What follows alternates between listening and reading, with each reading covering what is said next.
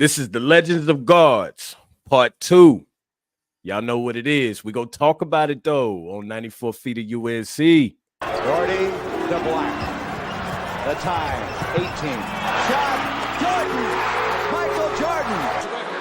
Swicker with the defense and the rebound. That's a good effort by Swicker. Stackhouse freaking it on Park. Rebound stock is good, and he gets fouled by Park. Oh, my goodness, what a dunk by Stackhouse. Interesting that he brought him back so quickly, but you know what? They're down 8. You can't teach that. You can't teach that. You can't teach that high-rising ability. 3. And Green rips down the rebound in traffic. 4-on-1. Great job. What a terrific job in transition. I mean, you could. The glass no good. Rebound followed by hand throw. Good! Carolina. Inside 30 overall. Love, top of the key. Alice about this over. Carolina. The Tar Heels have won the national championship. And that is it. There is a new team in college basketball. North Carolina takes the title. Captain, any final. North Carolina is the 2009 national champion.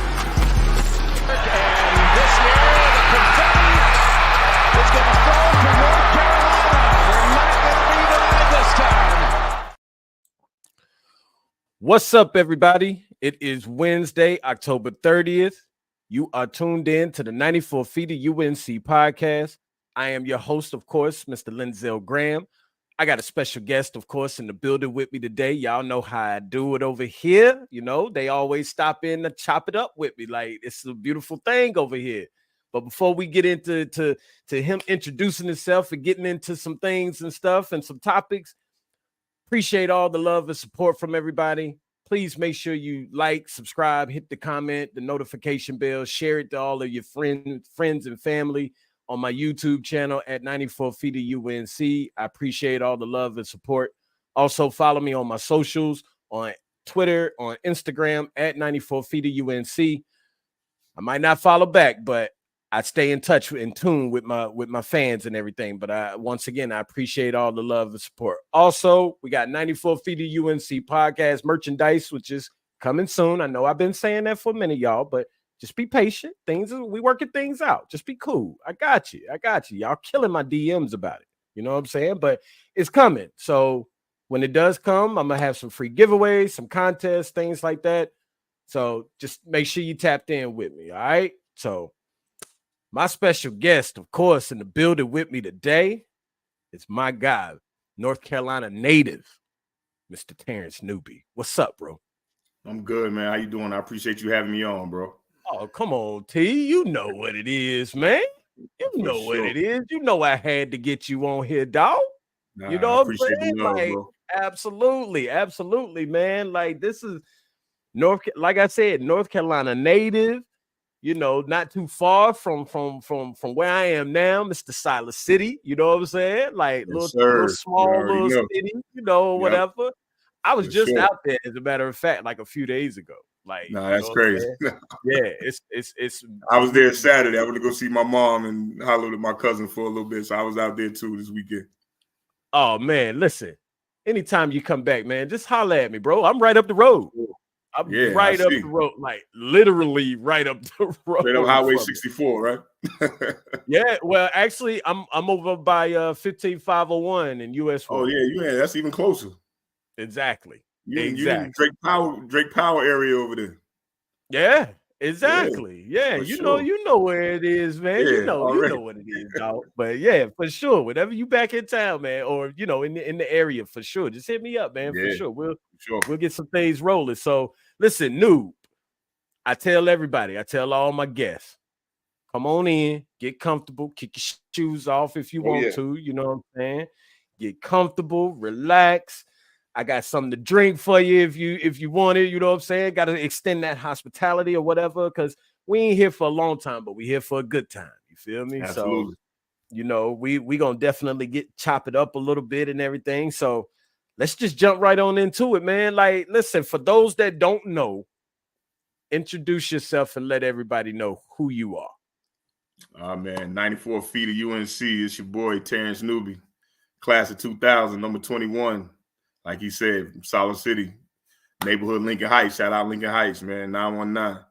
You already know, Absolutely. bro. Big shout out to the 919. You know what I'm saying? Like, yo, put some spec on it. Put some spec on it for sure. I ain't gonna say it no more. No more. For sure.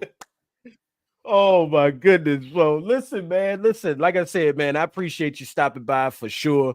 I got this thing rolling, man. A few months back or whatever, and like I tell everybody that stops through and chops it up with me or whatever, it's an honor and a privilege and everything to just be able to be in this position, to be able to talk to y'all. You all are legends in my eyes. You know what I'm saying? Like, just growing up as a fan and now just being on this side of things or whatever, still a fan, but now in the space to be able to talk to you guys, you know what I'm saying, and build relationships and things like that. It's just a beautiful thing, man. So I totally appreciate you stopping by for sure, man. It's an honor. But let's get into it, man. Yes, sir. Yeah, let's get into it. So, my first question. I tell you what, I got a quick story, and I told you about this, but I got to put this out to the fans real quick. What was it? What year was it? 90. I mean, it had to be. It was tournament time. Yeah, so you know the story I'm talking about. Yeah, that's got to be 98 for sure. 98. I was 17, 16, 17, something like that. Yeah. I told my father that the Tar Heels was in Greensboro and they was at the Embassy Suites Hotel off of 40, right? Headed towards Winston. Yep. I told my father, I said, I want to go out there and see the Tar Heels. I heard that they was in town. That's where they staying. The first and second round of the tournament is in Greensboro, but they staying at the Embassy Suites. I want to go and see them. My father took me out there. Didn't have no paper, didn't have no pen, no nothing. Didn't even think I was gonna get to that point, right? Right. Walked into the hotel, and out of nowhere, I just see Giants coming around the corner. I mean, I'm 17 years old, so I'm still a little guy, I guess you could say. So Giants coming around the corner. The ones that I see that come around the corner, it's Mr. Vince Carter, it's Antoine Jameson, it's Pat Sullivan, it's Terrence Newby. Who else was on that? Oh my God, I'm forgetting. I mean, we had Ed Cotto, Shamal Williams, Mactar, Adamola, yes, R.I.P. Adamola. Yeah, Saul Adamola was a freshman. Yes, Brendan was a freshman on that team. Yeah, my man Max Owens, Orlando Melendez, Brian Bursticker. That's right. Brad Frederick, who's the coach there now. That's right. That's my first room dog, Michael Brooker, and then Coach Williams' son, Roy Williams' son, Scott, was his first year as a walk-on on that team as well. Yes. So, like I said, man, we had a pretty good situation going on right there, if I do say so myself. Really, really, really good situation. So, like you said, everybody just starts coming around the corner. I'm looking up to everybody. I'm trying to find and scrap and scramble, get some paper, something, right? Run up to the desk. And I asked the lady, I was like, yo, you got some paper? You got a pen? She was like, well, I got to go and get some paper. There was a pen on the counter. Had to snatch that up. For sure. I said, well, she taking too long, and they look like they in a hurry. Grabbed a pamphlet. Embassy Suites pamphlet. Yeah. They should keep them right by the phones in the rooms. I had to get something new. I had to get something, right? So y'all was on the move, man. Yeah, I wasn't able to get everybody. Right. But there's a few people that I was able to catch, right? And to this day, like I said, I do still have that paper. I got to find it. But when I find it, I'm going to post it. I got to send it to you, the whole 9, right? But on this paper, I got Pat Sullivan to sign. I got Mr. Vince Carter to sign. Mm-hmm. I ended up getting one more. I just can't remember who it is because I think they signed on the backside. And then I got Mr. Terrence Newby to sign this pamphlet. It's a little light yellow looking color pamphlet. Yep, that's MC Sweets or whatever. So for so long, I have had that pamphlet. And I'm not gonna lie to you, there was times where I was like, you know what? I'm not throw this thing away, man. I ain't, just cleaning. You got a stuff Hall out, of Famer's autograph on there, bro. Vince in the Hall of Fame now. Like that's definitely a keepsake. Yes, for sure. For sure. That's the reason why I gotta find it. I know where it's at, but that's a lot of digging to get to. So, for sure. When I get to it, trust me, it's coming. You go get the picture one day on a text and be like, I told you I had it, dog. Told you I had it. But listen, that was a huge moment for me. Like, because of the fact I grew up as a big fan. I really started becoming a Carolina fan around 93. Actually, before that, it was the King Rice, Rick Fox era. That's when I started getting into UNC, but really became a fan around 93. Because I was leaning more towards Michigan that year. Yeah. Fab Five, whatever. So, but Carolina pulled it out. That's how I became a Tar Heel fan. All my family was Tar Heel fans, my pops. So just kind of followed in his footsteps. So I made the right decision. But you were raised right, bro. Exactly. So, but I had to put that story out there, man, like, because it's an incredible story, because being 17 then, and then almost 30 years later, here it is now. I'm looking up to y'all, but here it is now. I'm still looking up to y'all, but I'm actually now I have the opportunity to be able to have discussions with you all. Now you in the circle now, bro. Like, you there. You there. I feel like it, man. What we got to do to get my name in the rafters? I don't know. We got to talk to somebody. We can figure something out. I'm sure. That's a lot of hard work to put in. A lot of hard work for sure. A little bit of criteria got to be met first. You know how it goes. Yeah. We'll figure it out, dog. We might have to look under the table. Nah, that's a dope story though, bro. Because it's like, for me back then, like, I tried not to tell anybody no that would take time to ask me for an autograph. So yeah, that's crazy. You still have that though. That's crazy. Yeah, man. I can't wait to find it. You should have seen me like looking for that thing, man. I have been looking all over. I don't think it's here at the crib. I think it's somewhere like in a box in my storage. Yeah, but trust me, I'm determined to find it, because I gotta find it, of course, because now with Vince in the Hall of Fame. Yeah. And Pat's back on the coaching staff as well. So exactly. That's crazy. Mr. Terrence Newby is here on 94 feet of UNC. For sure. You feel me? Like, so I'm here.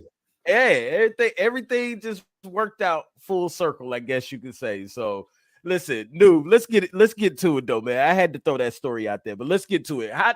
How did you become a Tar Heel fan, or was you a Tar Heel fan before you got? Bro. Like that's all I knew. Because first of all, my mom was a Tar Heel fan, and so was my grandmother. Before she passed, like, so I remember the '82 championship game a little bit. I was like 4, going on 5, maybe something like that. Yeah. But when I really started watching and started remembering games was, like we were talking about earlier, that '84 team with Kenny Smith, Michael Jordan, Matt Doherty, Sam Perkins, Brad Doherty, right? Right. And like I said, that made me a big Kenny Smith fan, even though, MJ was there that one year. Of course, everybody's an MJ fan, but yeah, Kenny Smith was my favorite because I played the same position at the time. Right. I'm a young kid. I'm really just getting started playing at that point. Yeah. I'm 7, 8 years old. So for me, it was always my biggest memories were actually being in school and ACC tournament roll around. And, you know, back in the day, you see the teacher roll the TV in or have somebody bring the TV in on. I was like, With the yeah, VCR like, on it. ACC tournament time. Like, we're not doing no schoolwork today. Not in my school. I remember this like it was yesterday, bro. They roll that TV in there. It's ACC tournament time. We watching the games. Hey, look, that was so crazy to me. Got that big old truck strap on the top. Yeah, got the big truck strap on it, like you about to take to the cart a whole and everything. load somewhere. But yeah, bro, exactly. I remember this like it was yesterday. I'm telling you, like that was. I always look forward to going to school during the ACC tournament time because I knew we were going to be watching it. And plus, you know, like I said, being 30, 40 minutes from home in Chapel Hill and Solid City, where I'm from, bro, is right there. I was born in Chapel Hill Hospital. Okay. Yep. You feel me? Okay. Yeah. Because where I'm from back then, we had a hospital, but not many people went there. Like, not for that. You know what I'm saying? So, like I said, I was born there, and then my son was born there. My oldest child, my son, he was born there. So, like I said, I know so many people from where I'm from, bro, that was born there. And Dr. Taft, who was on the staff as one of the team doctors for football and basketball, I was in college, was my doctor as a kid. You know what I'm saying? So it just came full circle for me. Yeah. To start getting recruited by them. Like, bro, I ain't gonna lie to you, I was in awe. Because it was a dream come true for me. Yeah. Like, if you ever meet my brother Trav, he'll tell you when we were kids, we used to take the wire clothes hangers, and try to get them as circular as we can and put them in the door, and we playing one-on-one. And I'm telling him, yo, I'm gonna play basketball at Chapel Hill, bro. I'm going to Carolina one day. This is things I'm telling him is we're kids. You know what I'm saying? We're a year apart, and it's like. It was a dream come true for me, literally. Like, I've never shied away from that story of saying, bro, like the first time I seen them come in my gym, I didn't even know they knew who I was at the time. Right. You know what I'm saying? Like, it was, man, I wouldn't change that feeling for nothing in this world, bro. So listen, that is actually, you kind of just went right into it, which is a good thing. Like, walk us through that recruitment process, because everybody has, like I tell all of the guests that come on, and of course a lot of them, they see the shows, so they kind of know how things is going to kind of flow, right? So everybody has the same stories but different paths. Yeah, same story, same destination, different path, I guess you could say. So walk us through that recruitment process and what it was like, man. Because I know it was incredible. I know it was. Yeah, I mean, for me, man, it was special just because, and I think back on it now, I wish we had NILs as I'm coming through high school and all that stuff, bro, because I think back to me being a professional baseball prospect, a Division I basketball prospect, and a Division I football prospect, right? So I got my choice of a bunch of places for 3 sports, right? And then I got, professional baseball teams that I worked out for the Braves, Arizona Diamondbacks, Expos, Pirates, and Philly, right? Okay. But my high school coach, John Phillips, always told me, like, yo, just be honest with everybody about what your intentions are. So that way, you ain't leaving nobody in limbo and stuff like that. So I always made it known that I wanted to go to college. I wanted to play basketball. Basketball is my favorite sport ever since I can remember. But I was probably better at baseball than football and then basketball. But like I said, with that just being my supposedly worst sport, the Division I offers I had, bro, it was Tennessee. Kevin O'Neal was there. Indiana, Penn State, Wake Forest, Clemson. I had Old Dominion, UNC Charlotte, UNC Greensboro. Like, it was a slew of schools that Virginia Tech was another one. Yeah. And like I said, bro, like my junior year, going into my junior year, I didn't know that Coach Guthridge had seen me play over that summer. Right. Because back then we had a real big camp in North Carolina called Prep Stars. Okay. And when I tell you I started going there the summer after my freshman year in high school, that's the first time I ever seen Antoine Jameson play. I saw Kevin Garnett play there. My man Terrell McIntyre. That's the first time I ever met Shamon. Okay. And the crazy part about it, I remember every summer that I went there, I got better.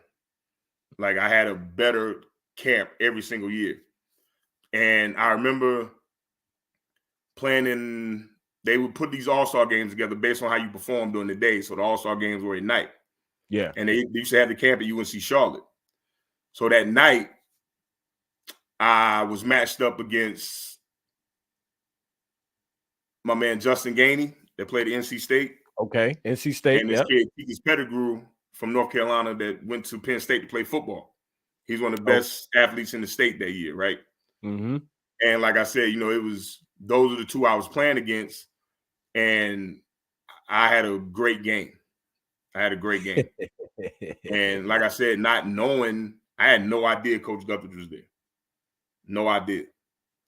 I found that out later in the recruiting process. So long story short, when I get to my senior year, Duke has started showing some interest, but I always give credit to Coach K by being honest with me and telling me, Coach Amaker really wanted to offer me, right? Okay, yeah. But Tommy at the Amaker? time, yeah, Tommy Amaker, yep. He really, they came and watched me play in high school, and he was the one really started recruiting me. So Coach K kept it all the way 100 with me. He said, listen, I'm gonna be honest with you. He said, I do like you. He said, but this was them coming off of the 2 bad years, 94, 95. Yeah. So at the time, Kobe and Shaheen Holloway were top 5 players in the country in my class in 96. So he told me he was definitely going to wait and see what Kobe was going to do, and he really wanted Shaheen Holloway. So at the time, you know what I'm saying? Like, so I kind of waved that off and was, all right, cool. They offer, they don't, they don't. But it came down to Wake Forest and UNC. And the reason Wake Forest was always on my radar because I had a cousin that played there from 1987 to 1991. My cousin Robert Sala, who was 1987 National Player of the Year in football and basketball. Okay. And people don't know this. Robert was the #1 running back in the country in 1987. And #2 behind him was the NFL's all-time leading rusher to this day, Emmitt Smith. Okay. That's how good Robert was. Like, right. So with him being my cousin, I always wanted to emulate the things he'd done. So this is why I played football. This is why I played basketball. Like, and being from where we're from, like you said, it's small. It's 10,000 people. Everybody know everybody. Like, and I remember going to his football games and seeing the helicopters land. I remember Bobby Bowden getting out of a helicopter one time. I seen Lou Holtz. Like, bro, I mean, like in Solid City, North Carolina. Like, this was like watching TV to me as a kid. I mean, it was crazy. And I was like, yo, I want to know what that feels like. Things you don't see on the regular in Solid City. Yeah, and I was like, yo, this is crazy. Like, how they even know about Solid City, North Carolina? That's when I knew if you're good enough, they're going to know. Yeah. So that was always motivation for me, bro. Like I said, with him being my cousin, I wanted to go to Wake. So when they started recruiting me, what happened was they didn't have any scholarships. So again, I get ready to come down to making my decision. And the last time that Coach Smith and Coach Guthridge came to my high school, they did an in-home visit.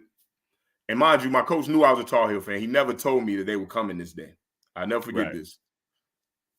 Our locker room is like downstairs. Our gym is like above our locker rooms, right? Right. So I come out from out of the locker room, I come upstairs, I'm tucking myself. We couldn't get on the court unless everything was tied up, tucked in. You had to be ready to go before you got on practice. So don't walk on that court thinking you're going to be tying your shoes, fixing your socks, and all that stuff. Nah. Right. Coach Phillips didn't play that. And just so happened as I'm tucking my shirt in, I look up and I see two guys sitting up in the corner. And I mean, they suited and booted, bro. Like, they got the suits on. I could see Coach Smith's cufflinks shining. Like, I was like, yo, who? And I was like, yo. And I look back at my cousin that was my right-hand man, still is to this day, Kermit Carter, that, we played all 4 years of high school and basketball. We both started as freshmen on the basketball team, right? So we played all 4 years together. And I was like, dude, like, I was so nervous.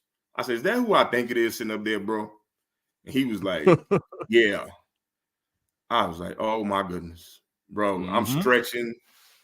Like, mind you, I'm senior captain, so the whole time I'm stretching, I ain't even paying attention to my teammate. I'm looking up in the corner of the gym like, yo, this is crazy, bro. Like, I just hope I can get through this practice and I don't mess up too bad. They decide they don't want me. So, and mind you, I never got nervous before practice. Like, I might get butterflies and stuff before a game, but not nervous. This day, I was nervous. I'm shaking like a leaf on the tree. Rightfully so. Anyway, I get through that practice. They come to my house. My mom didn't know. My grandmother didn't know. So I made sure to call my grandmother, tell her to come to the house because you're going to like who's here.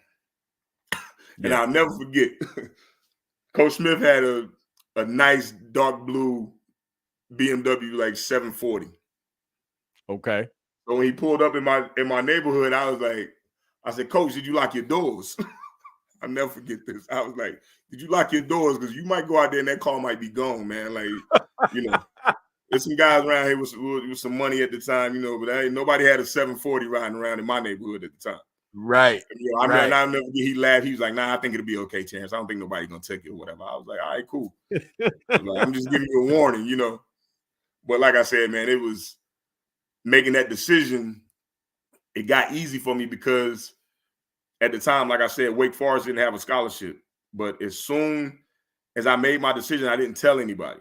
I told Coach Smith, my high school coach knew, my family knew, but we were waiting to announce it after we finished. We played for a state championship my senior year. That was our second time. We won one, we lost one, right? So that Sunday, I was doing my press conference that following Monday. That Sunday, I get a call from Dave Odom, who was the coach of Wake Forest at the time. Yeah, like, Terrence, I got some great news. I'm like, what's up, coach? He was like, we got a guy that's leaving, scholarship yours. And mind you, I'd have played 1 year with Tim Duncan had I went there, right? So that was the whole part of my recruiting. I was like, man, like, Randolph Childress was gone. I'd have got to play with the number one pick coming, in 97. But like I said, by that point, I had made my decision, man. And when I told him, I'll never forget, because I really, really wanted to go to Wake in the beginning, honestly. Yeah. Because like I said, I'm trying to follow in my cousin's footsteps. He went there. He wore number 21. I was going to do the same. I wouldn't have got 21 because Tim Duncan had it at the time. So who knows what number I would have had. But like I said, when he called me and told me that, I said, Coach, man, I really do appreciate it. I said, unfortunately, we're going to be rivals for the next 4 years. He was like, what are you talking? I said, well, I'm going to Chapel Hill. And to his credit, bro, he definitely understood. He said, hey, man, I can't even be mad at you. I understand. I just hate we didn't have a scholarship early because I feel like we could have got you. And I'm like, yeah, you're probably right. But, at the same time, it's like, dude, like, this is, when they say dreams come true, that one definitely hit for me. Yeah, the dean came to see me, Dave. Yeah. I mean, no offense to you, but the dean is here. None at all. But it's like, for me, there's no way I could ever imagine. I would never go to sleep again if I could. Imagine me telling Dean Smith no. Oh, man. Bro, absolutely not, bro. There's no way. Like, that man came to Little South City, North Carolina, and offered me a full ride to my dream school. Like, man, where do I sign? I was ready to sign the day they left the house. I was ready to go. That sound like Kevin Salvadori when I talked to him, and he was like, his dean called him, and his brother picked up the phone, and at that time, Kevin was done. He was done with recruiting and everything because he was going to state, like, and everything. And he was like, Jimmy V was trying to do this whole like mafia type setup with the players and stuff. It would have been like him, Gugliotta. Yeah, all the Italian last names. Yeah, so whatever. Was So he was Corciani like, still there? Corciani, that's who it was. Chris Corciani. There, yeah, so he was like, yo, I'm going to NC State. I done made up my mind, all of that and stuff. So he said that Dean called the house one day and his brother picked up the phone and his brother was like, yeah, hold on. And he was like, oh, man, you might want to take this call. Mm-hmm. And Kevin said he told his brother, like, yo, who is it? Another coach? Like, he yelling it in the background. Dean on the phone. He listening to him and everything. He like, nah, man, I told you I ain't taking no more calls from no more coaches. Like, I'm not doing it. So he said him and his brother went back and forth for like a minute. He kept Dean Smith on hold for like a minute. He was like, yo, he felt so bad. Yeah. Like, you left Dean on hold, bro. Right. You don't do that. You don't do that. That's equivalent to leaving somebody on red today when you don't respond to their text message and they know you read it. Exactly. Hey, ask Rick Barnes what happened to him when he bucked up at Dean Smith. I remember that. When he was coaching at Clemson. Ask him what happened to him. The next season, where was he at? He was gone. He was gone. He was in Texas somewhere after that, wasn't he? It's crazy, bro. Like, people don't realize how much power and how much respect Coach Smith had, bro. Greatest coach to ever do it, man. I say it all the time. I call him the GOAT all the time. Like, people don't. He's hands down the GOAT. If anybody argues that, there's something wrong with him. Yeah. Like, I mean, it's more to it than just the coaching part. Just, everything he done for racial issues by having Charlie Scott be the first black player to play at UNC, bro. Like, and in the South in those days, like, it was huge. It was huge. Yeah. Like I said, it was no Charlie Scott. There's no Michael Jordan. There's no James Worthy. There's no any of the names you can run down, bro. It's none of them without that man. Exactly. So, I mean, bro, that's amazing stories on Coach Smith, man. I've heard so many amazing stories about Coach Smith. I've heard so many stories about Coach Williams. Yeah. But this is a new one that I have not heard any stories about. So it brings me right into the next topic. This is the first that I've heard, so I'm very intrigued to know. Now, I've heard little side stories about Coach Guthridge, but I want to know now, what was it like playing for Coach Guthridge? Like, like I said, we hear the stories about Dean. Yeah. We hear the stories about Roy. We even hear the stories about Hubert. But there's a lot of there's a lot of players out there that have stories about Coach Guthridge, and sometimes Coach Guthridge gets lost in the sauce, I guess you could say sometimes. Yeah, he really, really does, and it's kind of unfortunate because Coach Guthridge was an amazing coach. Yeah, amazing. I mean, and also you got to understand, you got to look at the act he had to follow, bro. Like, that's coming from behind the best to ever do it, in my opinion. Like, that's a tough act to follow. Yeah. So he's been sat there with that man for 35 years, 35 plus years. Like, absolutely. So for me, it was two dynamics to Coach Guthridge. Okay. My freshman year, with Coach Smith still being there, he was the disciplinarian. If you got a call and Coach Guthridge wanted to see you before practice, like, most of the time that wasn't a good situation. Like, you definitely did something wrong. And that's the man that's gonna, you're gonna have to see Coach Guthridge about something. Right. Whether it's missing class, doing something you weren't supposed to be doing, whatever it may be, he probably gonna have you somewhere with that weighted vest on, running the stairs or something in the Smith Center. Like, who knows? But that was more of his job then. And also, he worked with our bigs a lot.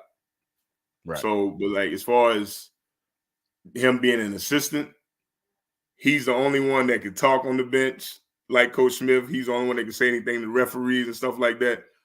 Coach Smith didn't want the other assistants doing that stuff. But Coach Guthridge, it was like we had two head coaches, right? Right.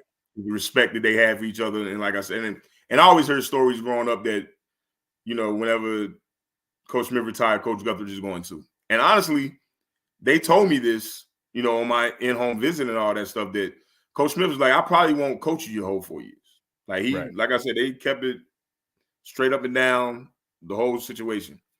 He said, but, we're going to make sure that if I don't finish out the 4 years, it'll be somebody within the family and all that. And Coach Guthridge was quick to say, well, I'm not going to be there either. So when he goes, I'm going.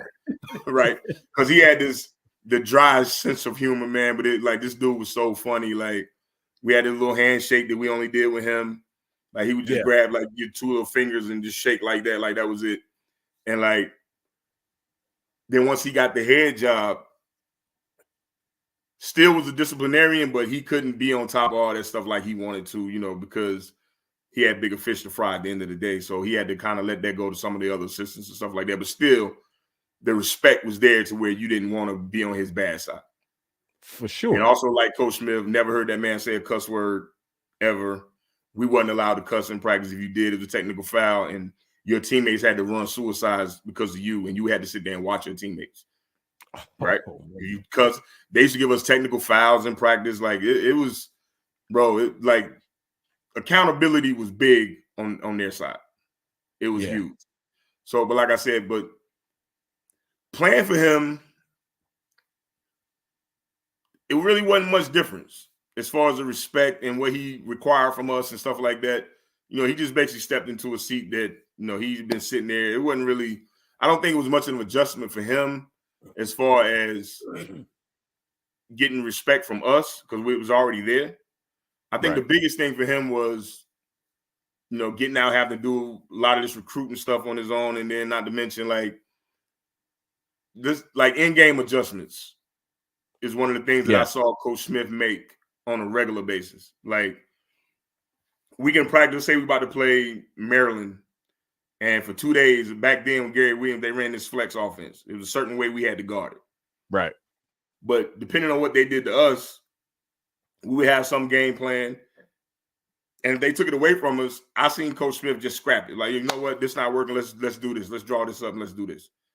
Boom, just like that. Just in-game adjustments was the biggest difference between him and Coach Guthridge as far as their coaching styles go. Like, with Coach Guthridge, Coach Ford had a little bit more leeway. And, with him playing in the NBA and being where he was, to me, was the GOAT point guard at UNC.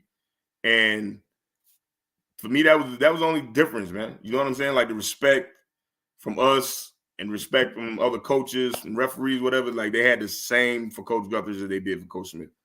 Like, but it's just, Coach Guthridge wasn't as demonstrative as Coach Smith could be sometimes on the court dealing with the referees and stuff like that. He really wasn't that kind of Rob. I mean, they got him to that point. He would get upset. You would see, but like I said, that rarely happened.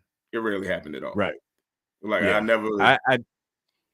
the only time that I think that I've seen Coach Guthridge get upset, and once again, this is looking from a fan perspective, watching it on TV. I remember it to this day, just like it was yesterday. It was the UNC Duke game in Chapel Hill. This is when they had the 6-man starter rotation. Yep. Which I thought was this brilliant. When they were number 1 and we were number 2. Right. Yeah. And I thought it was brilliant, that 6-man rotation. As a matter of fact, I wish Hubert would go to that now. Like, because we had 6 guys that definitely should have been starters, and it was hard to. It was set Coda, one of them down. Shaman, Vince, Twan, Ademola, and Maktar, Big Mac. Yep. That was the 6-man rotation, right? Yep. So I remember that game, and that was the game where Coda and Jameson went off. Yeah, I mean, they went nuts. Big Wood was on there. B Wood was on there. Yep. And probably should have played B Wood more more that year. We definitely could have played him more than what we did. But Because see, I feel like that come back to hurt us later down the road. You had Big Mac, right? So Big Mac goes to the top of the key and shoots a 3. You already see? Listen, you got the memory like I got. Yeah. Big Mac, I remember it just like it was yesterday. I looked at Coach Guthridge over there on that bench, and he was sitting down at that moment. Big Mac shot that 3. I know he is so glad he made it. No, he is so glad that he made it. He shot that 3, and before it left his fingertips, Coach Guthridge was up, like staring him down. Like, have you lost your mind? Yeah. Like, are you crazy? Like, oh my God. But I'm gonna give you a funny backstory to that though, because we actually had a play because Mac Talk could actually shoot the ball. We had a play for him to shoot 3, so a 3 from the top of the key. We ran it every once in a while. But in that moment that you're talking about, Coach Gut wasn't feeling that shot at the time. But like you said, it went in. So it wasn't. But if it didn't, I got a feeling you'd have seen somebody probably Brendan going to the scores table. Or whoever was the 6th guy that didn't start that game because they rotated the starting lineup by alphabetical order every single game. Yeah. So yeah. Like I said, it depends on who was in the game at the time. But like I said, he made it. But I mean, he had a couple of those that year. Like I said, we had this one play that we ran for him to catch that ball at the top and let it go. But in that game, I remember, and then he ended up losing it in that game. We were up a lot on them, and I think Mac ended up getting ejected, technical foul or something. And they shot like 4 or 6 free throws or something like that. And then Trajan Langdon comes out and hit a 3. Like it was a different ball game. But like I said, man, that's one of them nights, boy. Like that Smith Center was rocking. It was rocking, bro. Crazy. That Smith Center was only other time I heard it like that. And at this point, I was out of school this time. I was at the game when Marvin Williams hit the bank shot, the and one. I knew you were to say that. That wasn't the following year. Bro. No, this was the year they won it. This was 04-05. Marvin only played 1 year. Nah, that ain't the year. Because the year that Marvin Williams hit that shot off of Ray's missed free throw. Yes. You know what? This you know what Sean May had like 20-something rebounds that game. I'm thinking about just in the intro video. Oh yeah. The alley-oop where Vince. Where Vince came around. Before I got there. I was watching that game in high school. I remember that. Yeah. So like I said, bro, like 2 different games. Yeah. Like Marvin hitting that shot, that place erupted. Yeah. Like it erupted. Like I couldn't hear nothing but buzzing in my ear because I was at that game watching. Yeah. But that same way was the 98 game. That place was, oh my God, it might have been the loudest I've ever heard it. I remember those times. Boy, that thing was crazy, man. That one play where Easy came down the court and he was on the right side of the court. Big Twan and coming down the middle. And Coda Easy came through and it looked like he was gonna keep going. But then next thing you know, he takes that ball and just cuffs it right up under him. Yep. And threw it back to Twan like that and like kept going. And then Twan catches it and just kind of like finger rolls it and gets fouled. Oh, man, boy. Yeah. Beautiful times, man. Beautiful times. I tell people all the time, bro, like that is the most talented basketball team I've ever been on in my life, bro. Like that team was crazy. Sometimes, like some of our practices, man, like I wish we had these phones and stuff to record and stuff the way they do now, bro. Because to watch and be a part of that, bro. We remember back then, ESPN had like the plays of the week. Yeah, bro, we was on there every week for the whole season. Remember Raycom? yes, man. Raycom Sports. Raycom Sports. Listen, you know, I partnership with Jefferson Pilot. I remember that. Jefferson Pilot. Yep. I remember good that. days, boy. Man, they were the good days. That come from all them watching them games in school, man. I remember that. It's crazy. Yeah, like that's just what we, like you said, man. Like you brought back so many memories talking about the TV when the ACC tournament is going on and at the Greensboro Coliseum, and you sitting there in the classroom, and the only thing you thinking about is they right up the road. That's it, right there. I'm here at school, but they right up the road. It Like seems like it's so far away, but it's really not. But like I said, man, it was just exactly 30, 40-minute ride for me. Oh man, good times, bro. Good times. Because I was living in the borough at that time, actually. Oh yeah, you I was right. I was living in the borough. I went to Southern Guilford. Oh, okay, yeah, in Greensboro, right? Yeah. So, you know that I lived off of Randleman Road in Greensboro. Yes, you lived down that end to where you was far enough to go to Southern. Yeah, down by the Mayflower. Remember the Mayflower? I know exactly what you're talking about. Yeah, for sure. That's where I lived. Like I was down on that end. Yeah, like for sure. Shannon Wood. Like, I know exactly what you're talking about, bro. Yeah, man. Like man. Those were the good days, bro. God, man. For sure. Missed them days for sure. That is crazy. So let me ask you this, because I ask everybody, of course, all the time. Give me 2 moments, one on and one off the court, most memorable moments at UNC for you. I know you got plenty. Man. On the court is so many. Oh my goodness. I'll tell you this one, and it's so funny. Like my freshman year, you know, you hear all the stories about Coach Smith and, you know, the comebacks and all that stuff, and, you know, his genius of doing things on the fly.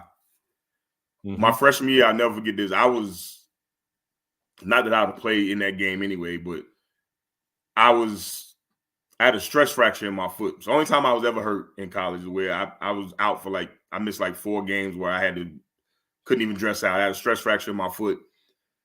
And we're playing NC State at home. Dude, we down 9. We down 9 with under a minute and a half to go. Coach Smith calls timeout, and he was like, he said, "Yo, we're gonna win this game." Oh man, we were playing horrible. I think Vince was playing good in the first half. Maybe that was it. But so we called a timeout. We go into our pressure. He said, "We're gonna get a steal." He said, "I'm gonna call another timeout after we get the steal." Sure enough, we go out. I think Shamon got a steal, kicked it to Twan, got a bucket real quick. And I'm talking about this happening in 3 seconds off the clock. Boom, another timeout. Yeah. So I'm looking up at the clock. I'm like, I don't know, man. So I'm in the huddle just listening, just watching him. He said, "We're gonna do it again. Pressure." We get another steal. I want to say Shamon hits the 3 on the next one. So just that fast, we done cut this thing to 4 in 2 possessions. Then the next time, they couldn't even get the ball in bounds. Right. Get a 5-second call. So now they're getting all flustered. We come out, we get another bucket. So just like that, 7-0 run that fast. Yeah. Go down, we get us another stop. Come down, coach calls another timeout. Drew up something real quick, and I want to say Twan scored to tie the game up. We tied this thing up so fast. And I'm sitting there watching that, as a freshman, just listening and watching everything he's saying in the huddle. I'm sitting there in the suit. But I'm looking up yo, this dude is I ain't never seen nothing like this. Everything that he said was going to happen started happening. Yeah. And I'm sitting there hold up, man. This dude is he it was almost like he was psychic, bro. Yeah. It's almost like he was psychic. I'm telling you, when we come back and won that game in regulation, not overtime, we come back and won that game in regulation, bro. And I was sitting there yo, I remember sitting in the locker room Like, I ain't never seen nothing like that. That was amazing to me because, like I said, we played so bad. And NC State had a style of play at that time that would make you play bad because they just played slow. They wasn't that big. They had a lot of good guards. Like my man Oshawa Benjamin was there, Jeremy Hyatt, Danny Strong, my man Justin Gainey was the point guard. They didn't really have a lot of size, but they had some guys, some guards that could play. And they were some dogs. They played hard. Yeah. Decent defensive team. So they made it ugly basketball is what they did. And we ended up playing them in the ACC championship game that year, matter of fact, in the ACC tournament. Yeah. But like I said, bro, it was the craziest thing in the world. We played so bad up until the last minute and a half of that game. And for us to come back and win that game in regulation, I'm like, yo, he's the greatest of all time, bro. Because everything that he told us was going to happen, it happened. Yeah. And I think back to Pat Sullivan was still working for the program. He wasn't on the coaching staff yet, but he was like the guy that checked our classes, did study hall and all that stuff. And he told me the same story about, you don't know if you remember the 93 team that won it. Remember the alley-oop that we threw to Brian, that they threw to Brian Reese and he tried to dunk it and missed it and they ended up winning that game in overtime against Cincinnati? Yeah. Yeah. Pat Sullivan told me that Coach Smith told Brian before he went on the floor, you're not going to have time to dunk it. Just catch it and lay it in. Yeah. Right? And Brian Reese could jump out the gym. Yeah. He reached that bounce. And sure enough, and I remember watching that game as a kid. I mean, like I said, I was in the ninth grade. And that dude, and he missed that dunk at the buzzer. And I was like, yo, like, that's crazy. Like, but I didn't know that backstory of it then until I got there. Like I said, Pat Sullivan told me. He said, bro, I got a similar story to what y'all just experienced. And that's what he told me about, was him telling Brian Reese, you don't have time to dunk this ball. Just catch it and lay it in. Yeah. Of course, Brian tried to dunk it. He missed it. So I'm just like, for him, the basketball mind, bro, like, by far the best basketball mind I ever been around in my life was Coach Smith. Hands down. Kevin Salvadori said the same thing, man. He had the similar story. Like, when you said it, like, guys, we gonna win this game. Sounded just like Kevin Salvadori's story when they was. I'm saying he meant it. He believed it, and like if you didn't believe it, then you was in the wrong huddle. Yeah, because Kevin like Kevin said that they was down, and he got into the huddle and started smiling and everything, and he was like, "Yo, guys, we gonna win this game." Yo, his thing was always he would always he was like, "Yo," he used to be like, "Isn't this fun?" That's what he used to always ask us. "Isn't this fun?" And he said, "It's so fun to watch you guys when we play it the right way." Because mind you, he never ever took credit for us winning. He always took the blame when we lost. You know what I'm saying? He was like, "That's on me. I didn't have you prepared enough for this game." He would always take the shoulder. Like, he would always shoulder the blame every single time we lost the game. He never chastised us for losing, ever. You know what makes him probably the classiest coach? Because I'm gonna let you get into the off-court memorable moment. But you know what makes him the most classiest coach ever? And honestly, it's what makes him the GOAT. Period. Yeah. I don't care what nobody says, right? When he passed, what he did for all of the players that played for him. Yeah. I think a lot of people forget that story. What was it? It was he bought everybody like he had it in his will that when he passed, that every single player who ever played for him, he would buy them dinner. Yeah. So, you know, when he passed, of course, we all go Chapel Hill, pay our respects and all that stuff. And then you get something in the mail, and I was like, yo, what is this? Like, yeah. And I opened it up, and it was a check for $200. Thank you for everything. Have dinner on me. That's exactly what it said. Wow. And I was like, bro, I sit there and looked at that thing like, I don't even know if I even want to cash this. Like, right. But again, of course, you know, you got to honor what he said, you know, have dinner on me. Like, I couldn't imagine not doing it just because I know what he meant to so many before me. Right. And what he meant to me. Even after I was done with school, after he retired, he would still call, check on me, ask about my mom, about my grandmother, like just everyday regular stuff. Nothing to do with basketball. Yeah. Nothing to do with basketball. Yeah. Tell your mother I said and until, you know, he got older in the the dementia and all that stuff, but he still remember my mother's name, my grandmother's name, all that stuff. Yeah. So for me, man, like Man. that's the reason why they call him Michelangelo. Yeah, bro. Yeah. The man was special. He was special. He was extremely special. Extremely special. I feel blessed to even be able to put my name as one of his players, bro. Like I said, dream come. Even though it's for 1 year, I learned so much in that year just about the game. Just about the game alone, bro. You know, I'm just glad that I had as a fan, I had the opportunity to watch him. Yeah. Like, you know, that's like I had the opportunity to watch Mike in the NBA, and I never got the chance to watch Mike in college because in '82 when they won the chip or whatever, I was 2 years old. Right. You don't have no memory of it. No memory at all. Right, Like, you know what I'm saying? So but watching him in the NBA, I had the privilege to watch him. I done watched all of these, I guess you could call them the big three eras, the Jordans, the Kobe's, the now LeBrons, or whatever. Like, but this new generation will never know what it was like during that era of the Michael Jordan era. They will never know. Never. They have no clue what it was like back then. Like, you know what I'm saying? Bro, so I'm so thankful for it. So thankful. Man. And you know, he gets credit for making Michael the player that he became, and Michael gives him that credit as far as, you know, learning the game and actually learn how to play basketball. Yeah. Outside of being a great athlete, but you actually learn how to play the game. Yeah. And that's what he preached. Like, it was all about us doing it together. Like, we would have practices to where in certain drills and scrimmages, we weren't allowed to put the ball on the floor. It was pass, cut till you get a shot.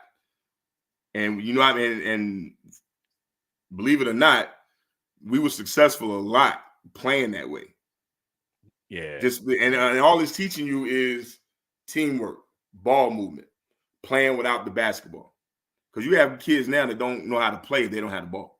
Right. You know what I'm saying? So you really you one-dimensional.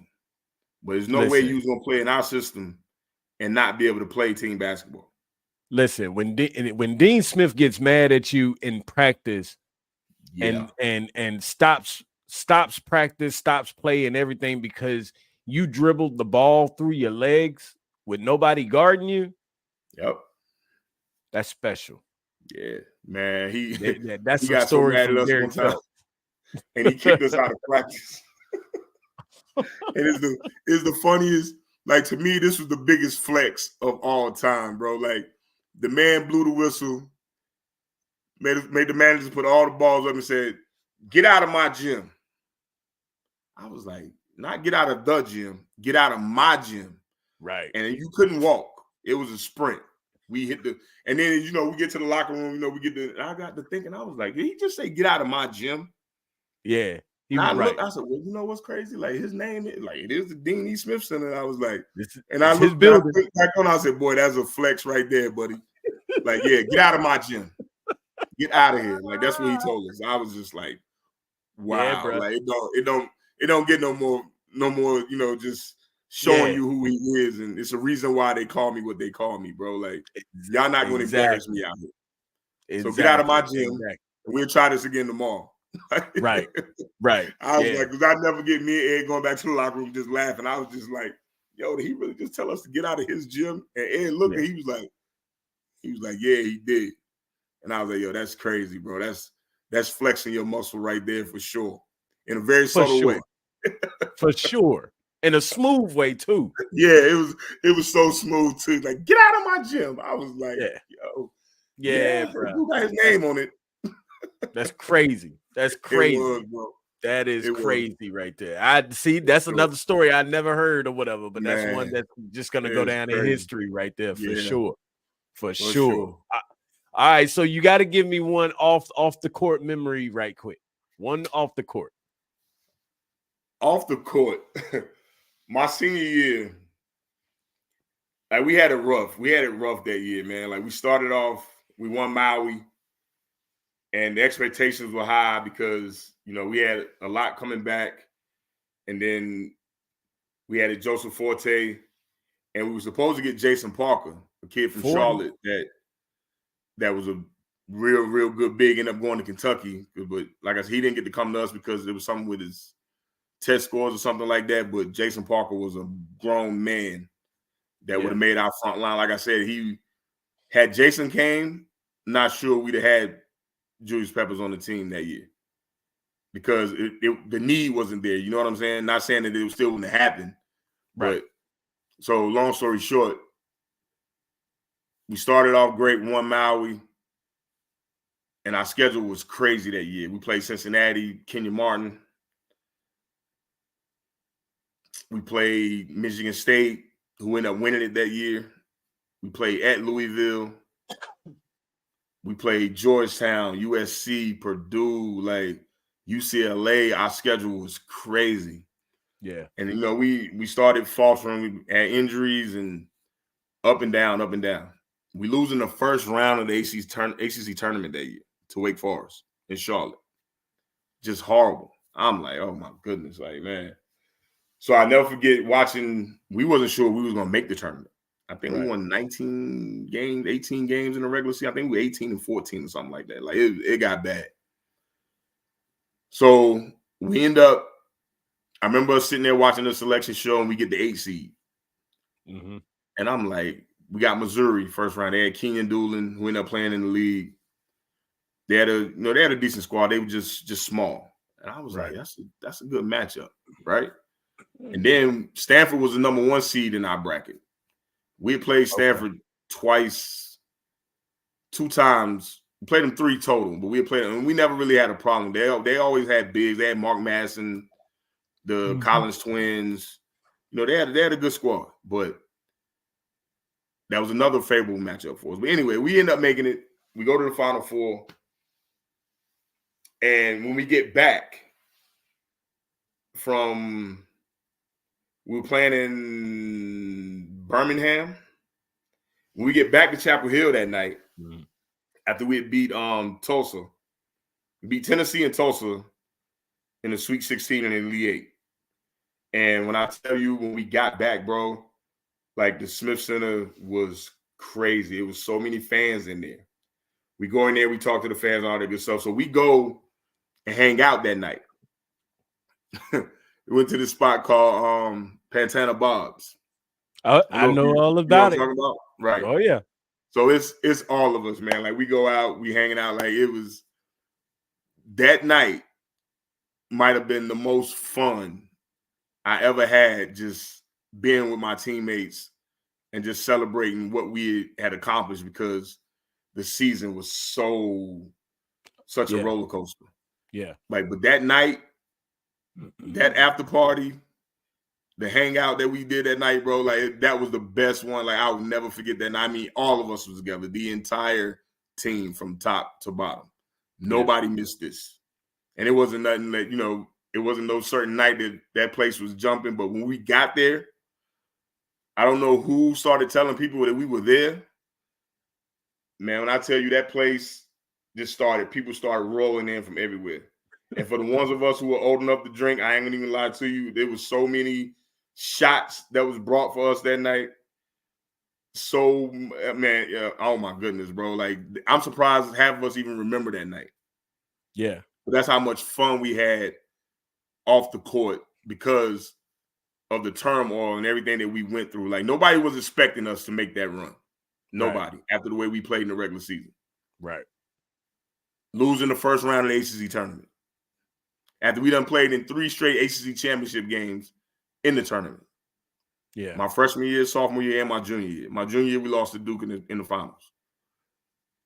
But for us to turn that around the way we did, when this is how we were supposed to play the whole year, the way we played in that tournament.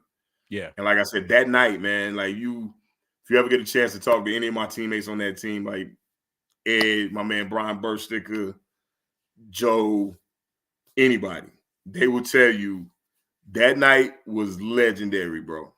and how much love we got from the fans, the students, whoever was in there that night. Because when we first got there, it wasn't a lot of people there. We were just in there hanging out, just trying to, because we just didn't want the night to end. Like it was just too much. We were here. We were on top of the world. Yeah. And we went in that night, bro. Like, I don't even remember we even ate anything, man. It was just a straight party, bro. And the people and us, and we just had, so we knew we had the day off the next day, number one. So we really wasn't trying to let it end, because it was just, I know for me, I didn't want to come down off of that high, because I knew this was my last go. I'm about to graduate. So I'm like, this is it for me. I wanted to go out and win one, because, you know, we had been there 2 times already before. Yeah. But that year and that Final Four, to me, and that night off the court, it was legendary, bro. That was my most, you know, my first year, we were expected to do that. Yeah. Right? Yep. And then our junior year, we was okay. Finished third in the conference, we went 21-11. But we lost in the first round of the NCAA tournament that year to Weber State, right? Yeah. So when we make that run, bro, that night, oh my goodness. That one goes down in the books for me. Yeah, man. And you ask anybody else who was there, bro, like they would tell you the same thing. We actually have, like, we've had conversations about that.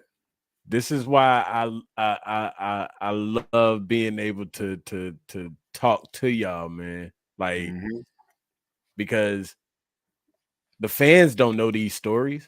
No. Like, you know what I'm saying? But these stories are so entertaining that the fans probably want to hear these stories. Yeah, like, absolutely. You know what I'm saying? So it's just, I could just imagine, because I always wanted to play at Carolina. I tell everybody that comes on this show. Like, I'll tell anybody that I've always wanted to play at UNC. Never got the chance to do it. But I don't know. That's I'm surprised nobody has ever asked me what era would I have wanted to play with, what team. Yeah. I'm surprised nobody has ever wanted to ask me, and I'm glad you haven't asked me, because I'd have to really sit back and think about that. I'm gonna be honest, bro, with there's you, so many good ones. Like, that's what people don't understand. Man. That's the greatness of our program. Is this goes back to before we were even thought about, before we were even born. This is how long we've been good. And this is what I tell people all the time, bro. Like, you have no idea. Like, when you walk in there and you see your name on the back of that jersey for the first time, like, the lineage that comes before that. Yeah. Like, bro, like, I can say I went to the same college and played for the same coach is the best to ever do it. The GOAT. Like, we have that in common. I'll take that any day of the week. Like, I'll take that any day of the week, bro. Absolutely. You know what I'm saying? And not to mention the other greats that came through there, like James Worthy, Phil Ford, like Big Pert, Brad Daugherty, Kenny Smith, Eric King Montross, Donald Williams, D. Phelps. I can Rick go Fox, on. Steph McGinnis, Big Rod, Jerry Stackhouse, like J.R. Reed, J.R. Reed, all these guys that I got to play pickup games with in the summertime. Bro, the summertime, oh my goodness. The summertime gave us so much confidence coming around to the season, because nobody we play in college is going to give us this kind of comp. At that time, you see what I'm saying? No, in that era, when I was there from 96 to 2000, when MJ was coming back, George Lynch was coming back, Hubert Davis was coming back to hoop with us, Derek Phelps, Donald Williams, Jerry Stackhouse, Rashid, you name it, bro. You name them, I played with them. Yeah. And it was always set up that way. They were always on the same team. The pros was always against us. Yeah. And we would give them fits. Wasn't no pushovers. Right. You know what I'm saying? We all chasing that dream too. So you want to prove to yourself that you deserve to be here, that you belong. Yeah. Right. So for me, bro, the summertime, especially like the 3 weeks when we had our basketball camp for the kids, when everybody come back to work the camps, Kevin Madden, bro, like you name it. You name it, I played with him, bro. Like, just Rick Fox, like King, man, like, King. bro. Yeah. Golly, boy. It was nothing like it, man. It was nothing Double like Z, it, bro. Double Zero, George Yeah, Lynch, you know, the Ryan PE, Reed. PE, man, like it was. Oh man, I wouldn't change it for nothing in the world, bro. That experience was, and of course, and then when the GOAT used to come back, come on, man. Yeah, come on, man. Yeah, Gets no better than that, bro. Nah, it don't. It Gets don't. no better than that. It really don't. I do have two questions for you. As a matter, you know what? I'm not even gonna ask one of them because go ahead, ask it. Nah. That one shouldn't be asked on air. Nah, I talked to you behind the scenes. For sure. Yeah, for sure. Because I've always wondered, and I'm curious to know. Like, I've never got the answer, and I've never even actually asked anybody what I'm gonna ask you or whatever. But that's off air. I'm gonna ask you that off air. But I do have another question for you. I got one question for you. What was your thoughts when you watched the Connect 4 episode? Like, as far as the teams with the guys and what was your thoughts? Now, the first thought was, for me, like, it was like, yo, I ain't the only one that know the history behind our program. You know what I'm saying? Because, like, Quentin, for example, I know he never seen James Worthy play because he's younger than me.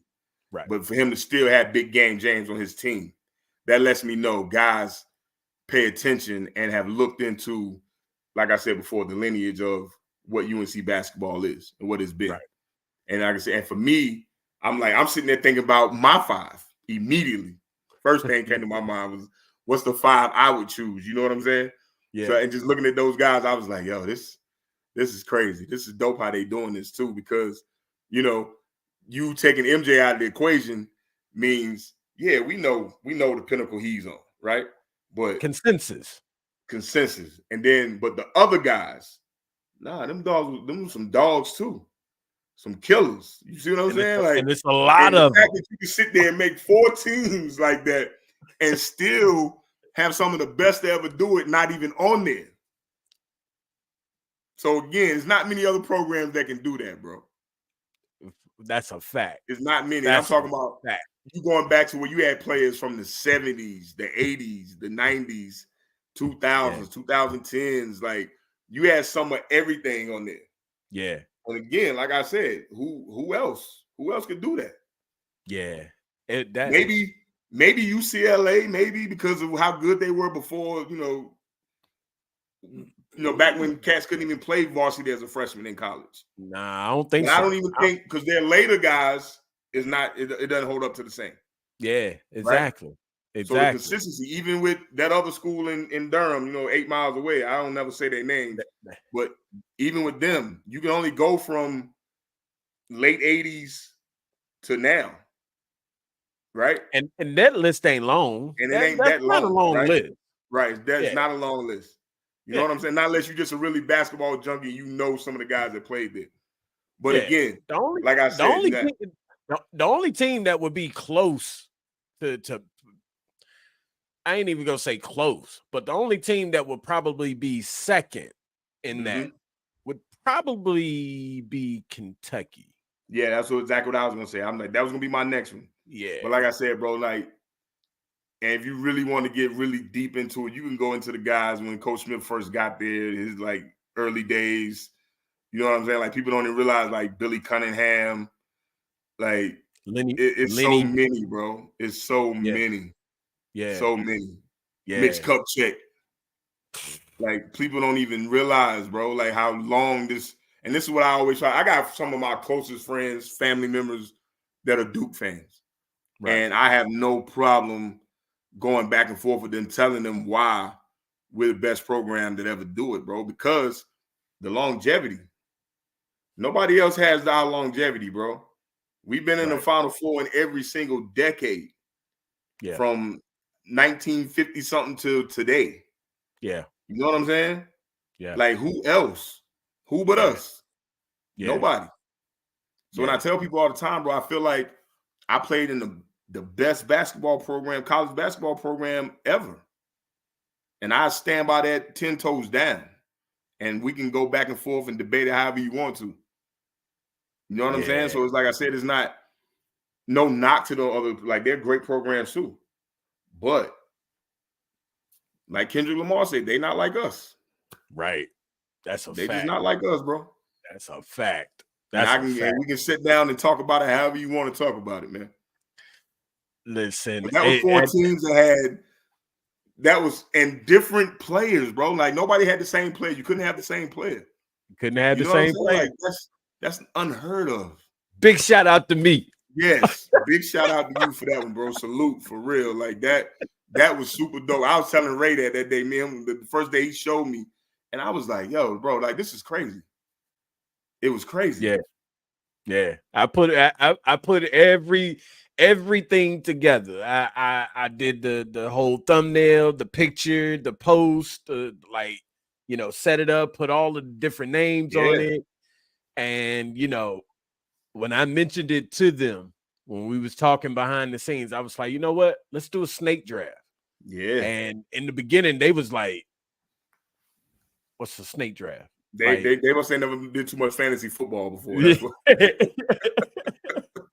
don't fool that fantasy football too much. Yeah. So I was like, yo, let's do a snake draft. And so once I broke it down to them, and my thing was, okay, I got to make this fair for everybody. Yeah. Like everybody gets a first round pick. Like, you know what I'm saying? And now I will say Mike came up with the idea, okay, whatever position you played, you get the first round pick in that position. Oh, yeah. That was brilliant. That was brilliant, right? To figure out everything else, like I got this little spin the wheel app thing on my phone. That's how I was doing that to make it fair for everybody. Like, and let it choose instead of trying to figure it out amongst us as far as who's gonna get the next pick, things like that. Nah, let that choose, and let's do it like that. So, listen, it's just once again, it's a beautiful thing, man, because of the fact that Easy talked about it when we talked on the phone with Easy. Yeah, for sure. Yeah, and the fact that when he mentioned it, like, yo, I'm looking at this bracket thing, and I see my name on there, and I'm thinking to myself, wait a minute, Easy, you ain't even been on the show yet. Nah, but not yet. Sure. You talking about it, like whatever. So that lets me know. Nah, if you mention that man's name in anything, he feel like it, like he gonna let it be known. It's just a part of who he is, bro. Yeah, and rightfully so. Yeah, the thing that's beautiful to me is the fact that if I got Easy talking about it, and I didn't even know Easy was talking about it, right? Who else is talking about this? Right. Because you understand, like he had, his Instagram followers and all that stuff. Like Ed is never shy about putting content out, whatever it may be. You like it or you don't, he don't really care. Right. Like Ed is a typical New Yorker, man. Like real talk. Like he really is, bro. Like I said, man, that's my brother, man. We've been tight since we met, and it ain't nothing really changed. Yeah, that's my guy right there, man. Nah, that's my dude, bro. Right for real. Yeah, bro, for sure. But yeah, man, that's how I looked at it. Like, if he's talking about it, then I wonder if Theo seen it. I wonder if Danny seen it. I wonder if Psycho T seen it. I wonder if Wayne saw it. I wonder if she saw it. I wonder if Jerry saw it. I wonder if Twan or Vince or Shaman or Big Pep or B Wood. Like, I wonder if they seen it. I'm sure it's making its circles, bro. Like I said, I'm sure it's making its circles. Yeah, I'm sure of that. Yeah. So I mean, I feel like you're gonna get a lot more of the guys on here too, man. Like, cause like I said, nobody doesn't. I don't think nobody doesn't not want to tell their side, their story. You know what I'm saying? Like they're just their experience, man, as far as putting that uniform on, running out of that tunnel, right? And for me, it used to make the hair stand up on my arms, bro. I would get goosebumps coming out of that tunnel. Yeah. The first time, just for the blue-white game, Yeah. I was like, yo, like, oh my goodness, like this is it. They don't call it I blue played heaven there for nothing. twice in high school for 2 state championship games. Like, I mean, that was, don't get me That's twisted, different. that was fun. But it wasn't 21,000 plus in Right. there. You know what I'm And saying? it wasn't you wearing that Argyle blue. Right. I didn't have them colors on, bro. Like my last name wasn't on the back of the jersey then. You know what I mean? So Exactly. to come out of that thing, bro, and to hear that roar. Yes. Man, listen. Then you look up, and no matter which direction you turn, there's a group of banners. Yep. Whichever direction you turn. Yep. It I remember doesn't matter. seeing, I'll tell you this too. This is funny. When Larry Brown was coaching in the NBA, he used to, my first year, I think he was with Philly? He still with Philly? Well, he was with Philly and the Pacers. So they Yeah. always had training camp in Chapel Hill. So, you know, he would let us come in and watch practice. He didn't, you know, he wanted us to come in there and watch. So I got to see Reggie Miller, Mark Jackson, all those guys, you know, in there practicing and all that. But then when he had Philly, he had AI and Stack was in his second year in the league. Okay. So Stack invited us out to his crib for cookout. We in there chilling with Bubba Chuck. But I remember Corey Benjamin, who was the McDonald's All-American in 96 in my class. I remember watching him come out of the tunnel, and the first thing he did was this. He just looked up and looked. He was just in awe of the Smith Center, bro. You feel me? Yeah. Like, and I'm like, this dude is in the NBA. Yeah. He didn't play here, but he's in the league. You know, he about to get big checks. He's in the league. But when he walked in that gym, Yeah. he was like, wow. Like, Yeah. I could see it. I could see the wheels turning. You know what I'm Yeah. saying? Bro, Yeah. like that right there put it all in perspective for me. Because here's a guy who's not from the East Coast. He played at Oregon State. And now he's in the NBA. He's in the mecca of basketball to where we all trying to get to. And he's in awe of this college gymnasium. Yeah. Like, it was crazy sitting there watching. I'm sitting there just laughing because I did the same thing the first time I ever went in there. Yeah. We went to go watch some practice when I was in high school. And I remember walking in there like, yo, like, wow. Crazy. Yeah. Crazy. Yeah. Yeah. Like, Crazy. And then, then my high school coach was a big Duke fan. So we went and watched some practice. And, you know, I walk in Cameron and I was like, it's cool. Like, okay, yeah. 8,000 people is small. It ain't really a bad seat in that place. Right? But walking into that sky blue, bro, and seeing them numbers, bro, I was like, ain't nothing wow. like it. Ain't nothing like it, bro. Nothing like it. There's nothing like it in the country. Ain't nothing like nowhere. I mean, you can go to Pauley Pavilion, you can go to Rupp, you can go to Allen Field, whatever it is. What is it? Allen Field House? What they call that? Yeah, Allen. Like, Fog Allen Field House. Yeah, like listen, man. It ain't nothing like walking in blue heaven, bro. Ain't nothing like it. Ain't nothing like nothing like it. And that was home for me for 4 years. You know what I'm saying? Like, oh man. banners. Championship banners. Now, just thinking about that, bro. Just bro. Championship banners on this end. Yeah. Alumni's on this end. Man.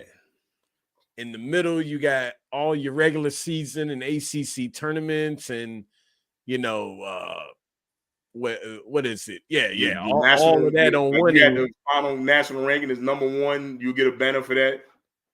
Like, you know what I'm saying? I just look and just be like, yo, bro, like, and then going in there after I'm done playing and seeing, you know, the banners for my teams and stuff like that, be like, I'm just happy to contribute to what was already, you know what I'm saying, the best of the best.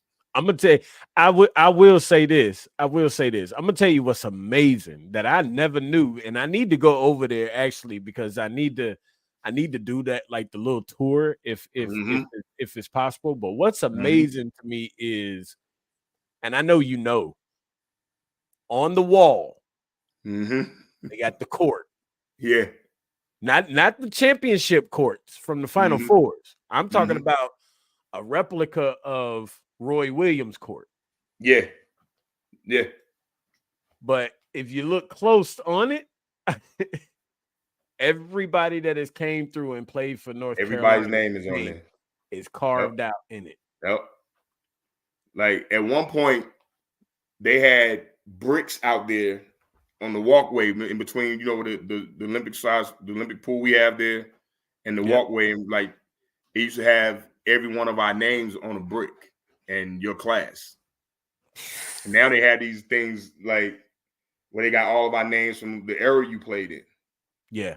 So like you know, it's always memorabilia and stuff that where you can go back and have those memories, man. Like it's so dope to me, bro. Like I said, we etched in history, man, for life. That's a fact. That's a fact.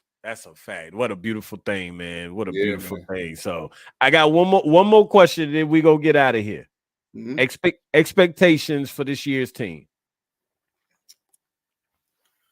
I'm looking forward to it, man, because like for me, one thing I know about college basketball, you're only gonna be as good as your guards. You're only gonna go as far as your guards can carry you. And I feel like we have 5 really good guards with Elliott, Ian, Seth Trimble, who I love. Like I was so glad that we got him back out of that transfer portal. Yeah. Drake. Yep. And of course, RJ. Yeah.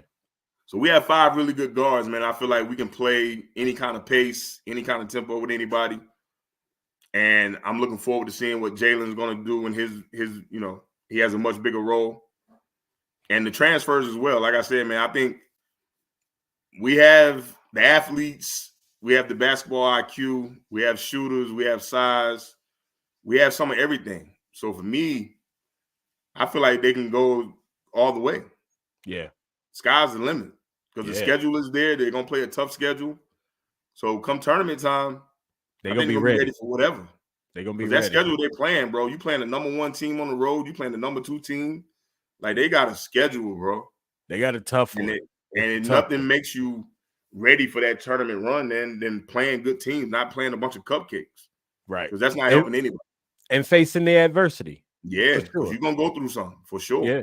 Yeah. You can go in some of those places and you come out of there with wins. Like, that's the confidence, which is half the battle, is going to go through the roof. I'm looking forward to see where Elliott, the leaps he's made from freshman year to now, and be able to run and lead this team and what he can learn from RJ, him and RJ back there together. But like I said, man, we got 5 good guards, bro. And we got athletic bigs. And Jalen can step out and shoot the 3. He's a stretch 5. Yeah. And that might be his best attribute, to be honest with you. Yeah. Because, I mean, he's going to be able to block shots. He can play on the block, but he can really shoot the ball, bro. Yeah, he really can. shoot the ball. Might be the best. Might be the best big man that UNC's ever had, just about. Yeah, just because of the way he can shoot the ball. We ain't had a big that could really shoot it like that since, I mean, Marvin can shoot it. Jawad can shoot it. Could Marvin shoot the 3 like that? Yeah, if he wanted to. He just never had to. But that's true. That's true. You know what I'm saying? Like, he never, like, Marvin had game, bro. He just, you know, he, like I said, in that system, you know, a lot of times you're not going to be able to really showcase your stuff because the way we used to play before Hubert made the change, which I think he needed to, which was making adjustments to the times. But as far as the way we played, it was team oriented. You didn't really have to go out there and really be fancy with your dribble and all that stuff. Now, Ed made it different because he just could handle the ball so well. That's that New York, though. That's that New York. He could get wherever he wanted when he felt like it. And for me, you know, he's one of the ones that Coach Smith even gave him leeway. You know, as far as if stuff broke down, we let him be creative, and that's it. You see what it turned into. Yeah. But I feel like this team can be at the end, can be there at the end, man. Just like anybody else, I feel like them, Alabama, Kansas is gonna be tough. I think Arkansas is gonna be tough with Calipari going there, but I'm not gonna say we can't beat any of them because I feel like we can. I think I love them guards, bro. I love them. Not just saying because I was a guard, but I'm saying, but watching this team, we got 5 tough ones. Yeah. Including, like I said, the freshmen, Ian and Drake. Then the guys that we got coming with Cadeau, RJ, and Seth. Yeah. And not to mention those guys are defenders. Yeah. Seth is a dog on the ball, bro. Yeah. Drake is a great defender. Ian's gonna be a good defender. Yeah. I think Ellie is a good defender. Like we're gonna shock some people, man. And they played amazing on Sunday. Yeah. They played amazing. I was there. Sure. We can like I said, we can play a half court game or we can play transition. Whatever you want. I feel like we can handle it. Yeah. Whatever they want. However you want to slow it down, we can do that too. It was a dunk fest. I seen it. I seen the one that Ian missed. He missed one too, didn't he? Oh my God. Bro, the place erupted, even though he missed it. The place erupted. It was crazy. It was crazy. Whew. So that sounded like he had one of the Vince Carter dunks, so he missed that one off the backboard against Duke and still made plays of the week on ESPN on a missed dunk. I never seen nothing like that before. I mean, he did the windmill. Like I seen that. He go get some. Bro. It's gonna be some It's crazy. Bro. I was watching him, even before he went to OTE, when he was in the Bronx, he was playing with this kid I know that I coached in AAU a couple of times. My man, Jamel Thomas. They call him Mel. Call him Magic Mel.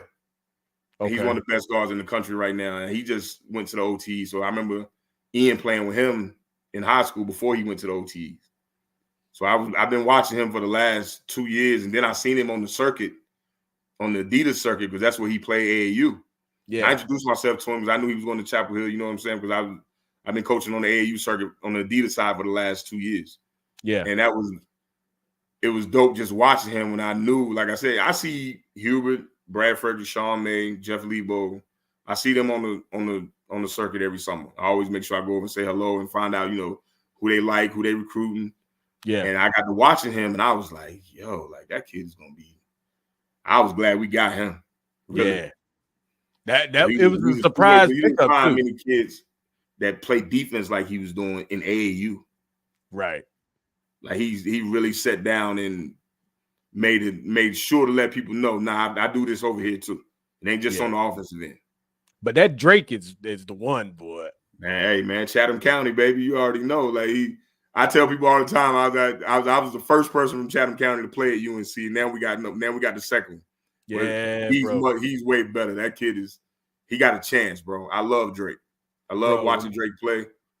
When you can go up and pin the ball and grab a rebound with 2 hands off the backboard, you special. Mm-hmm. You special. Yeah, man. Like you like to it, I can't wait to go watch him. Yeah, you like Earl Manigault special. Right. Right. A lot of people don't know who that is. Right. They don't know who that is. Yeah, bro. You that special. Like, yeah. That's big, man. That's big. Drake's is special, man. Like what impressed me seeing him like in person in high school, watching him was the elevation on his pull-up. Have you seen how high he gets off the floor on that thing? Like he will kick you in your forehead. He gets up like good luck blocking that thing. Yeah, he gets up. He gets up on that pull up, bro. He's up off the ground. It's a real true jump shot. Yeah, they got some athletes. They got some athletes this year. We athletic, bro. We like I said, I feel like we got some of everything. Yeah, yeah, we got some of everything. Of course, we gonna link up, man, so we can catch some games too. Bro. So absolutely, you already know what that is. Yeah, sure. Bro, you already know what it is, man. But listen, man, I gotta appreciate you stopping by, man, chopping it up. Anytime, bro. Anytime. And it's an open invitation, bro. Open invitation. Like anytime you want to stop through, you already know what it is. Like anytime, bro. I'm open to it. You want to Anytime. bring some of the guys, you know how Yeah. it is, bro. Like anytime, man. It's been an honor. It's been a pleasure. Like this is, I got to keep going. I got to keep going. Of Once course. I got started, man, and started interviewing some of y'all, I said, I can't get tired now The because momentum is picking up, bro. Like this is exactly what what you want and reaching out to accomplish is starting to happen. yeah. Like I mean, it's going to keep going now. Because like I said, the schedule you got, the guys is coming. You know, us as former players putting it out there for you. Like I said, man, shouts out to Ray Terry, bro. Ray Terry's the one that was like, yo, News, you got to get with him, bro. He told me he hit you up. I was like, yeah, like it's crazy. He just sent me his number. I said, and when I saw him on Thursday, I was like, yo, I'm glad you said that again because I'm going to text him today, bro. Like, that's when I hit you up later on. I was like, yo, like we can get this squared away, man, whenever you're ready. So like I said, bro, it's just word of mouth and us being alumni. Like when we see each other, bro, like it's always love. You know, we share stories of our times. And because I remember, playing pickup with him when he was there. You know, he was a freshman and all. I was still coming around and all that good stuff. But it ain't nothing like it, man. Like, we got so much in common as far as, just the love for the program and him being from North Carolina as well. Yeah, like RJ similarities, bro. Like, and that's what we always talk about: being from the state of North Carolina and have them to come sit in your living room and offer you and tell you they want you to come play. Man, listen, that's big. Good luck saying no to that, bro. Exactly. Good luck. Exactly. So I mean. Sure. Yeah, bruh. Yeah, but yeah, man, I definitely appreciate you stopping through to chop it up with me. And like I said, it's an open invitation. You always welcome, bro. You already know what it is. Like, all you got to do is hit me up and be like, yo, got some things on my chest. I want to come through, just chop it up. I want to talk about the game from last night or the I appreciate the love, game. bro, for real. Absolutely. For sure. Absolutely. You know what I'm saying? We all family, bro. We are all family, like for sure. And that's what it is. That's what it's always gonna be. Yes, for sir. Sure. You know what I'm saying? So yeah, but definitely, man, like anytime you want to stop through, you always welcome, bro. Always absolutely, welcome. Bro. I appreciate you again, man. Thank you again for having me on, bro. Absolutely. And best of luck to you going forward, man. I hope you get everybody you want. Like I said, I'll definitely reach out on your behalf. Just let me know, man. I got a phone full of numbers over here, bro. That's what's up. I definitely appreciate that, man. Like, so let everybody know where they can find you at, Noob. Hey, man, hit me up on the gram, Instagram, T-Newby21. Same thing on Twitter. My Facebook is Terrence Newby. Ain't nothing private. All my stuff is open. Like I said, right now I lived in Greensboro I was there 20 years. Me and my wife recently moved to VA. But we still ain't far. We about 40 minutes from Greensboro, so I'm still in the area. Yeah. But like I said, man, I'll definitely come back and check out 94 feet of UNC, bro, anytime, man. Like I said, much love, bro. I appreciate you. Thank you. Absolutely, my guy. Absolutely. Everybody, that's Terrence Newby. Yes, sir. Yes, sir. So, yeah, but yeah, like I said to you, anytime, bro. All you got to do is let me know. Already, man. I appreciate you, bro, for real. Thank you. Absolutely. Absolutely. So listen, we appreciate everybody for watching, you know what I'm saying, and tuning in with us or whatever. Make sure that y'all tune in for the next one or whatever. And until then.